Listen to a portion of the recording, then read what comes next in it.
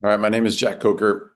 I'm the head director of Academy for the boys. This is my second year doing this, and I wanted to share with you our culture playbook regarding this year's 2025 season. As many of you have been selected through the process, we do these two academies, one in December, one in January, based off of last year's participation. So those who made NTSEs or went on a travel trip have the ability to be invited to this weekend's camp in December and then in January. And then from there, we make our selections through the process of ODP and Academy. Some of you also have been invited through evaluations from this fall, from the growth of your performance, whether it's local coaches, ODP coaches, national team pipeline coaches. You are definitely identified, and maybe you weren't identified last year, but you were identified this year to be invited. So we have a large group of numbers. We have a youth team and a cadet team, different separated practices for the NorCal. And then the out-of-state kids will also be in part of the NorCal's weekends. And then the SoCal will have their own down in SoCal. I just wanted to cover some basis on the importance of what Academy. Academy is basically a follow-up or a little bit more of advanced than ODP. It's the best of the best from ODP, then it breaks down to the academies. Like I said before, we'll have a December camp of everybody will be invited. Those who were invited in December will also be invited in January. And then from that January camp through some ODP processes with either regionals, evaluation camps, or club championships or ODP champs, those selections of academy/pipeline programs will be narrowed down in the selection process. So not everybody from the December and January camps will further after the January camp. Only those who are at the level that the national team pipeline coaches are looking for.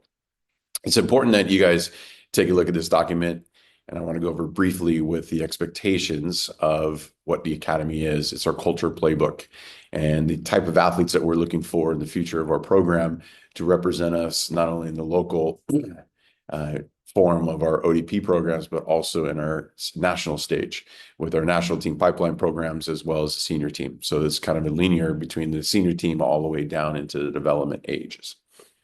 So as you can see here, the culture playbook that we've created here, there's three pillars that we really are distinguishing and wanting for our athletes, and that's to be gritty, to have discipline, and have some dignity. Those are the three pillars that we're going to be focusing on when we evaluate athletes in all aspects of the game. When you're in the water, out of the water, where is your grit stand in the drills? Where's your focus stand? Do you have passion of what you're doing? Are you perseverance of what you're doing or giving through, or some of the difficulties that you're going to be challenged with? Can you persevere through that? We love to see athletes embrace the struggle and understanding the obstacles is the way. So the more obstacles you have, the more struggle that you have, the more that you're going to be able to be better in the long run. And then the one thing that we're really going to overemphasize, and this is the longevity of the athlete, is the mental adaptability. Are you able to be, can you adapt to new systems, new structures, new coaching styles, new ways of doing different drills? Not to say what you're doing at your own club teams, your own programs are wrong or right, or what we're doing is wrong or right, but are you able to adapt in the moment? And then also having the discipline, surrendering and submissioning for you to be your best. To me, this is the bedrock. Do you have the discipline, the attention to details in that discipline to be at the next level? And then very important, that are you training with purpose? When you go home and after these weekends, the academy weekends or ODP weekends, are you going home and bringing that, what you learned from those camps, and bringing it home to really practice it and hone in on it so that the next camp you're even that much better? It's extremely important that you're putting yourself in those disciplined situations day in and day out in your training. And then the dignity. Do you respect your peers and the responsibilities and the accountability of your peers? We want strong-willed characters that are absolutely representing our program and our mission statement of our academy in USA Water Polo everywhere you are, whether you're in the water, out of the water, or your family's doing the same thing. So the dignity that we're expecting you is really high level. We love this, the extreme ownership with a competitive spirit. Are you willing to take that? And then some of the other things I want you guys to really focus on is team strategy and speed of execution. So some of the things that we're going to be evaluating on all of our athletes is, are they able to have a laser focus during the camps? Are they distracting? Are they distractive or being distracting to others? Really important that we're laser focused. Have a relentless mentality. And are you willing to play within your role or the role that's being chose for you? That's really important also when you're selected for a team. You might be able to do different facets of the game. Are you able to do things that the coaches needing you and wanting you to do, or are you going to be stubborn in your acts and say, no, that's not me. This is my position. We're looking for team players. And then extreme ownership. And what I mean by extreme ownership is everybody's fault. Are you willing to take the blame? Are you willing to take the ownership of whatever that is, your teammates' ownership? If somebody scores in your triangle, are you taking ownership, or is that's not my guy? That's really important, how we're seeing the body language and how you work with your peers and your athletes in the water with you. And then explosive transition. Are you pushing the game? Are you making an impact in the game? Or are you waiting for the game to come to you? Or are you just sitting back watching the game go by? So we're really, really trying to look for guys that are wanting to push the counterattack, push the Evans of open space. Are you attacking open space? Are you defending open space?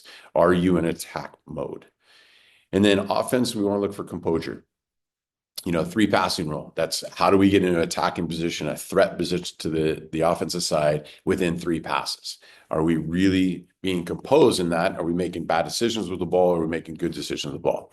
Attacking the crease, attacking space, attacking the mind of others, and then being explosive with purpose. Understanding why I'm passing to this person, where the ball is leading us. So those kind of the composure side of offense. And then the clarity of options. Know your next 3 steps. So if I make a pass, do I know why I'm making the pass there and where that pass is supposed to lead to 3 passes from now or 2 passes from now, and understanding how far advanced the IQ of your sport is going to be.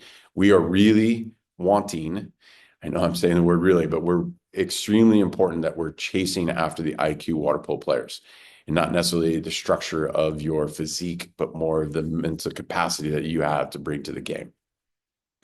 Defensive urgency. The speed of execution. Are you behind in the game defensively and have to be reactive, or are you being proactive and anticipating the moments of the defense and what the other team is trying to attack? And if you are aware of it mentally, you're physically you will follow. So communicate and adapt, identify their attack, win the middle of the pool. This is something that we brought to our attention this last 12 months, 18 months, is winning the middle of the pool is allowing you to be successful down to the defensive side of the front court or the offensive side. If your awareness of the middle of the pool, communicate in the middle of the pool, then you can be, with explosiveness, being able to attack or defend in space. Key themes: defend, create havoc, and be inspired by defensive stops and generate offensive advantages. It's important that a lot of athletes just want to score, want the offensive side of the attention of it, but we want defensive-minded players as well as offensive-minded players. We want the whole package of the athlete. So we're really harnessing on this during our evaluations during the academies. The other thing I just want to just bring to you is my own coaching philosophy and some of the coaching philosophies that I believe that some coaches should have inside our programs. Doesn't have to mirror this exact, but should definitely have something similar to this inside the pipeline programs. And that is, I am passionate in what I do. If you ever watch me coach, I'm extremely passionate, sometimes a little over passionate with the refs, but I try to hold myself into, I love this sport. I love the athletes that I'm able to coach and be part of. And I want that to be emulated in my athletes as well as my coaches. So connection before direction. And that's something that this is all about. Is I want to connect with you on the culture playbook of what we are expecting from our academy programs. So I want to connect with you, and we're going to try to connect with you on the deck too. If you noticed me last year, trying to go around and talk to a lot of guys, get to know a lot of you players in and out of the pool, know your interest, because I believe that if I connect with you, then you're going to want to fight and do with the things I ask you to do in the pool or with your team. So we're going to definitely try to create this connection before direction. Transformation and inspire. Coaches must be transformational, not transactional. It's not what you're here to do for us. It's what we're here to do for you. And then we need to inspire you as athletes to want to be inside this program. We want to be part of the USA program, the pipeline program, and have a motivation behind that. and not only for the longevity of it too. We're looking for building a pillar of 2028 Olympians and 32 Olympians and 36 Olympians. So the longevity of 12 years to 16 years down the road is, are you being inspired? And are we inspiring you? Being adapted to the game, being adapted to training, being adapted to your lifestyle, being adapted to everything around you. Are you accepting it and growing from it, or are you resisting that change? That's important to understand and grow, and the growth mindset for that. Champions do extra. Amen. You have to be able to do extra. If the practice is 2 hours, you need to do 2.5. You need to spend extra time in video. Doing extra allows you to be a champion of your craft. Clarity of everyone's role and responsibility. This is a little bit further down the line once you get into the selection process and you make a team.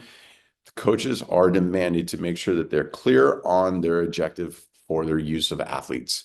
And you should never be on a team that you're like, I'm unsure of what I'm expected to do or what position I do.